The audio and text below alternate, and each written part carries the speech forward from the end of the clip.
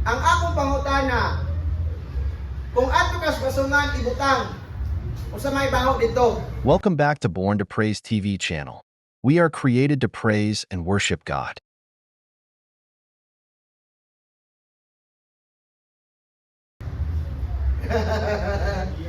Atong CR gani o dili kalipihan ug sa adlaw, manghumot na. Atong kitchen og naay dili mahipusan, manghumot na. How much more nga nasa sa manger? Lugar kung asa dito ipamutang ang mga hayop. O sa may baho nagway dito. Baho gito pastor. Dili ra gito baho, perting baho di ba? Perting baho ang anuman. Dunay ihi, di ba? Doon na pa'y kanang malibang pa dito ang hayop. Pwede ito pinaka-dirty dito nakita. Pero nga naman, nga nahitabo to, nga dito man natawo si Jesus. Gidemonstrate ni Jesus Christ na pinaagi sa iyahang meekness or humility pagpaubos. Dito niya gisugod ang tanan. Tungod kay kita, hugaw ta! Maunay gipabutang sa Ginoo nga ang tawo hugaw o gibu nito siya misagol the only holy God para ma-redeem ang tawo hugaw. Amen. Dito niya naman kung sa may hugaw sa tawo. Kung sa hugaw sa tuwa, kasing-kasing. Diba? Ang kasing-kasing ningon ng Biblia, the most deceitful part of our body is heart. So kung maingon ang tao nga deceitful siya, deceitful kay natawhana, dili ra to siya, apil po ka kay may magwala kay kasing-kasing.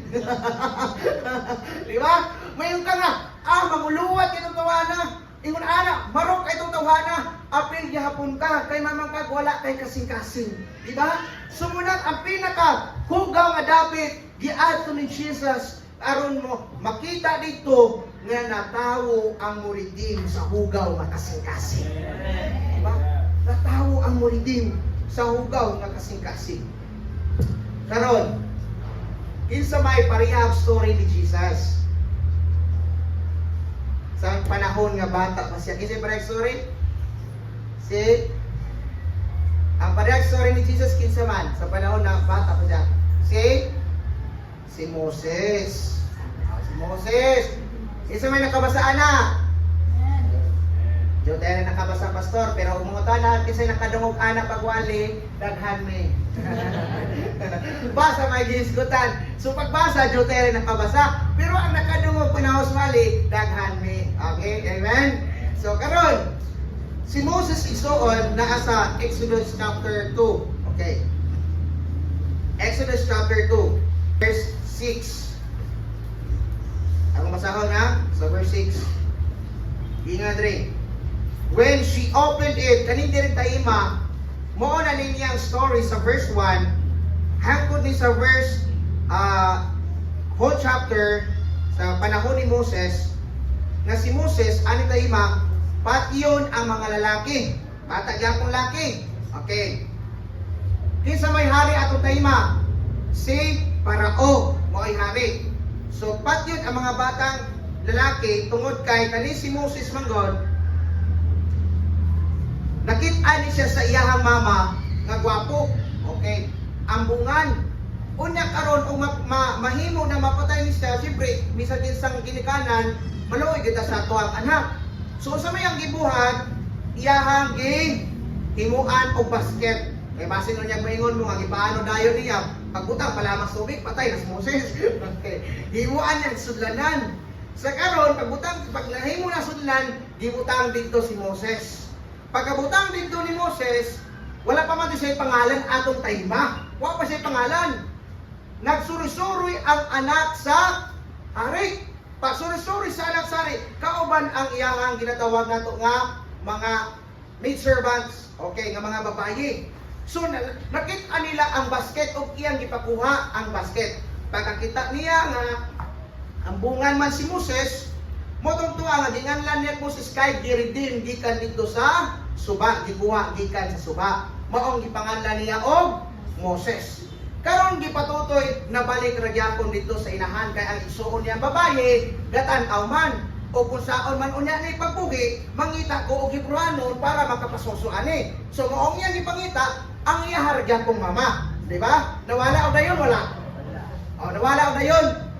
Oh, wala nawala o dayon. Okay. Wala nawala o dayon kaya naman nabalik naman gyapon sa mama. Sometimes dunay butang nga makaingon ta nawala na. Pero naara. Amen. Sometimes usahay mapil nato mga lagad as Ginoo, murag nabugnaw naman po ng alagad sa Ginoo, pero naara gyapon gamay fire.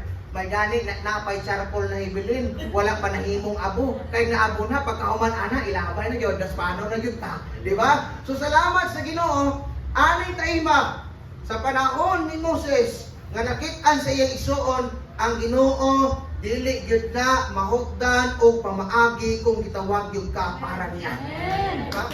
Dili gyud na mahugdan o pamaagi. Kaya nga naman, sa wala pa na mga panghitabua ang Diyos na hibalo ng daan o nakakita ng daan because our God is all-knowing. Ang pangutana, si Moses gwapo, perfect ba? Dili. Ang iyang kung mga istorya siya, dili straight siya mga istorya. Di ba? Dili straight siya mga istorya, pero gitawag siya sa Ginoo. Wala nagtanaw ang Ginoo sa imong disability, sa imong pagkaikaw. Ang gitawag sa imo sa Ginoo diha kanimo is you are able of His calling. Amen. Ba? Able jud ka nga makabuhat sa calling sa Ginoo. Naman, dili ikaw mo nag-design sa imong kinabuhi. Dili ikaw mo nagpurma nimo. Dili dunay Ginoo nga nahimong fit sa opisina nga pagadutihan nimo. Amen. That is why ani tayo si Moses ginganla na ni Sir Moses. Okay. Ato ta sa verse 9. And Pharaoh's daughter said to her, take her. So mga na diya. Ato ta sa verse 10. When the child grew older, she brought him to Pharaoh's daughter, and he became her son. She named him Moses because she said, I drowned him out of the water. So aling tayima, sa dinha nga naana si Moses sa mga maayong pag kanadako-dako na siya, gidala na dito sa lugar o sa palasyo. Imagine ni muna. Ang pangutahanan nato diri ron. Sa panahon nga kita ang tao mahimo ng comfortable sa atong kinabuhi.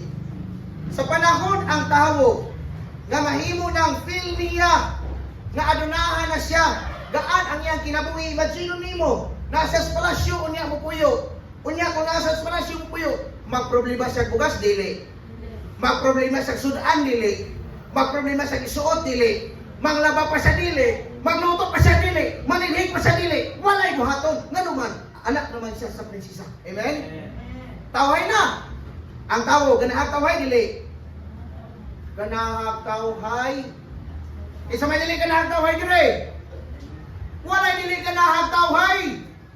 Walay dili ka nahagtawhay. Pero siya, he chose to leave the palace. Ano man, itagaan siya kaalam sa Ginoo. Okay, atong basahon. Hebrews chapter 11, verse 23, 28.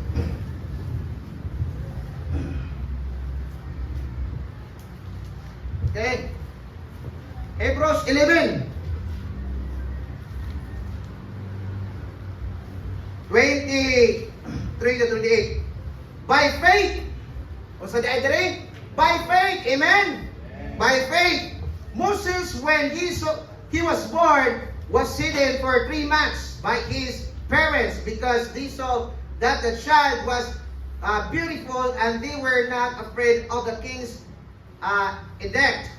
By faith, Moses, when he was grown up, refused to be called the son of Pharaoh's daughter. Ni-refuse siya. Pero kita, dili ganit mo refuse. Di ba? Dili mo refuse, pero aling taima, ni-refuse si Moses. Diingon siya dali, choosing rather to be mistreated with the people of God than to enjoy the fleeting pleasure of sin. So nakabalo siya nga, umaadto siya dito, mahimong mag-enjoy siya diya sa pagpakasala. Amen? Munang ang Kristohanon, Gisiparate na ta sa Ginoo, kagiing na ta sa Book of Romans, do not conform any longer to the pattern of this world, but be transformed by the renewing of your mind. Dunay pag-renew. Dunay i-renew. Meaning ang imuhang salabutan, iusbon sa Dios. Ani ang salabutan ni Moses, giusob sa Ginoo. Nga naman, na-realize niya kung magpuyo siya dito. Pagpuyo niya dito, nga diha sa pagpakasala, mas gipilit niya nga bisan pa o ma-mistreated siya, pero nahimutan siya sa Dios. Diba?